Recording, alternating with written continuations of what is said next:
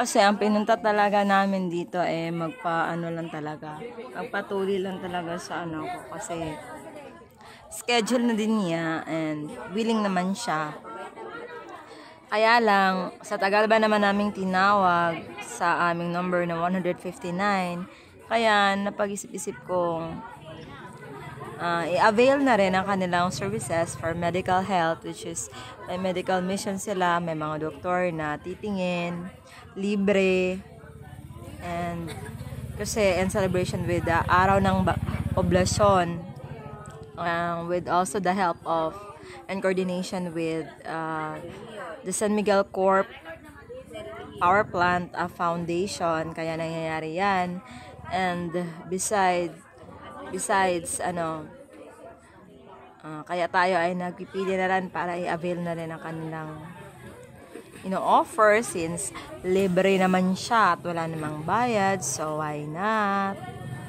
So ganon, ako na lang ang nagpila kasi interviewin naman ang nanay kung ano yung sakit ng anak mo. At the same time, may ubo kasi siya this day, medyo 2 days na, may iniinom naman siyang gamot, pero try na rin natin yung medical services nila.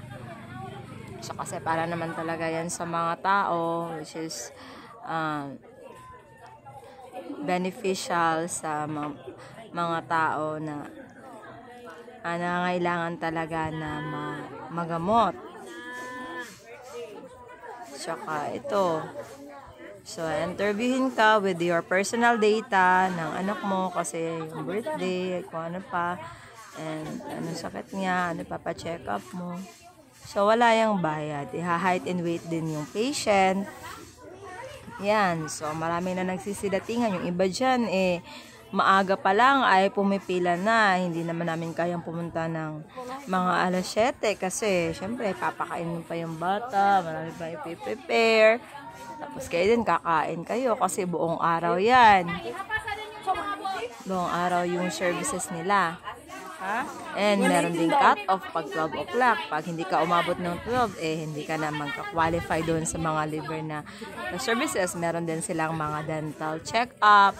At saka, free na bubunutin yung ngipin. O at least, hindi ka na makakapagbayad kasi libre na ang kanilang services. At the same time, wala nang fee. At saka yung mga anesthesia ay sagot na rin nila. So, yun. Kasi once a year lang to mangyayari. So, sulitin na natin.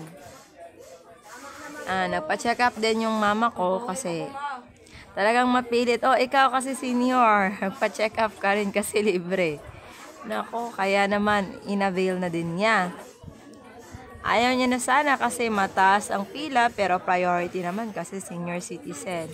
So yun, binigyan din siya ng gamot. Yung dalawa kasi yung gamot niya sa kanyang sugar,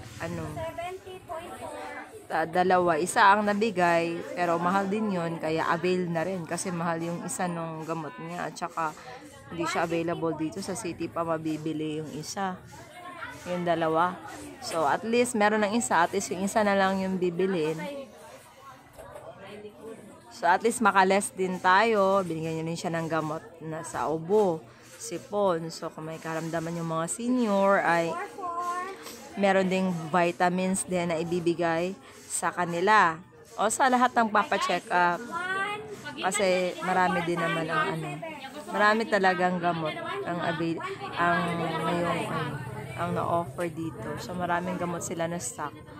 Ibibigay din sa mga tao. Basta lang, hindi ka maabot ng 12 o'clock, nandun ka na at nakapag-check up ka na, nakapag-height and weight ka, nagpapa-BP ka na, papakuha ka na ng BP rate.